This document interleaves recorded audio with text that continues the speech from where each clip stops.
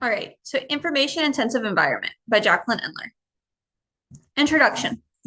What is an information intensive environment and what do students get from an information intensive environment?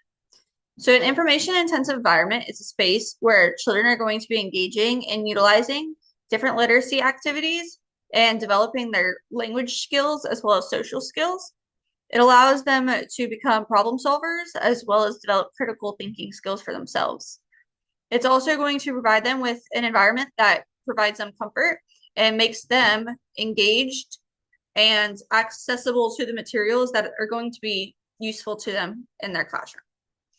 So during my time that I was with my cooperating teacher and in my internship, we used a 100 chart. So the indicator I chose for this 100 chart that we used was provide opportunities for student extended text discussion to enhance comprehension, promote motivation, and student engagement. So the 100 chart every day, we would all count as a group, different ways to count to tens. So we could use tens frames, we could use our fingers, we could use blocks, and we could use our 100 chart. So this would allow the students to work with us and interact with us and count all together as a group, as well as come up with different ways to count to tens. So number of the day. The indicator I selected for number of the day was use resources and research-based practices that create information-intense environments. So the number of the day. Each day, a different student is selected to draw a number of the day. As a group, we would then use their number of the day. We would fill in our tens frame with it. We would count on the number line, count on our fingers, as well as write the number that comes before our number of the day and a number that comes after. So this is allowing them to use different vocabulary terms as well as seeing different ways to represent numbers and incorporating the whole class in this activity. Our word wall. So the indicator I selected for our word wall was creating an environment where students practice appropriate social and academic language to discuss diverse texts. So our word wall, we would add vocabulary, and these would be academic terms with the definition with them. We could also use this to represent different languages because we wrote it in English and Spanish with definition in both. It also is paired with a picture to indicate the vocabulary term and allows the students to use these words successfully. So our calendar. So the indicator I selected with our calendar was to create an environment where students practice appropriate social and academic language to discuss diverse text. So our calendar, each day, we would all work on the month and we would count up to the day, as well as doing the days of the week. This practices our social and academic language. So the academic language would be the terminology of the month, the Spanish terms for the month, the days, proper counting, and we would change our dog and the temperature based on the seasons. So these seasons we would have a conversation about and discuss. So our schedule daily, we use it to accommodate our ESC and our general population in the classroom. The indicator selected for this was use resources and research-based practices that create information-intensive environments. Pictured is our visual schedule. So this is creating our environment to provide comfort as well as confidence in our students to understand what is going to be the next thing in our day, what's our next task to complete. It also provides them a chance to read, and it shows them the proper language for our next center and rotation. What we're reading. So we have a bulletin board in my cooperating teacher's room titled What We're Reading.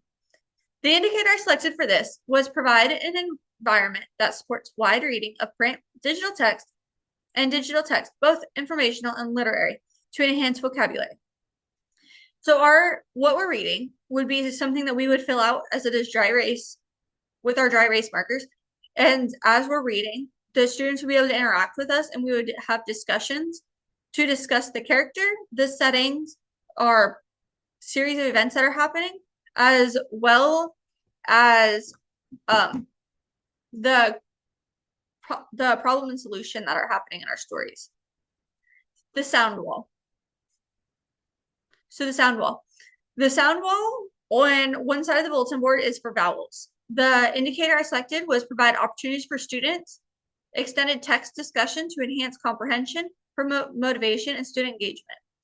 So the vowel sound wall has picture cues as well as the mouth presentation for each vowel and when we're going to be using them.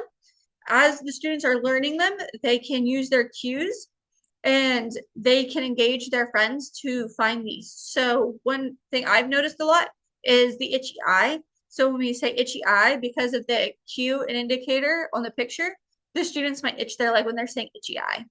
And this allows their engagement and motivation to continue learning and to understand the letter that we're using. The word building wall. So we use the indicator, provide opportunities for student extended text discussion to enhance comprehension, promote motivation, and student engagement.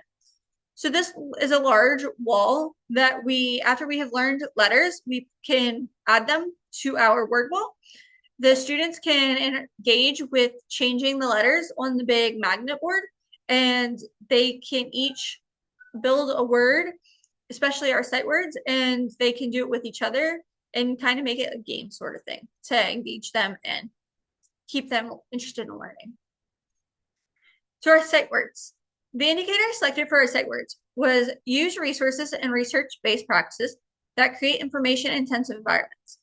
So our sight words are magnets. These sight words can be moved to different places around the classroom. And as a student is moving through the classroom in different locations, they would say the sight word and practice these throughout the day. So example of this would be on our door when the students are coming in, they would say the sight word as they're coming in, and they can be alternated, as well as when we go to lunch or when they come out of the bathroom. So this would be how we would use sight words. So weekly jobs. The indicator I selected for weekly jobs was use resources and research-based practices that create information-intensive environments. So this information-intensive environment that our weekly jobs is going to be adding is going to be contributing to our classroom, as well as making our students responsible and engaging them in different types of language. So this would be more social and academic language. They would have to each week be responsible for checking their new job, as well as understanding what the vocabulary term is. And if they aren't sure what that job is based on the word, they could ask a friend or the teachers.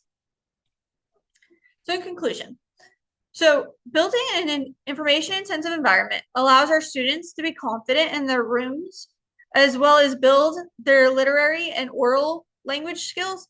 It also is going to be providing them with solutions and making them problem solvers and critical thinkers for themselves. And so oftentimes our students rely on asking a friend or a teacher for solutions. This information-intensive environment is going to provide them with different opportunities to be successful and find information in the classroom on their own, and allowing them this independence and critical thinking skill. All right, so that's it.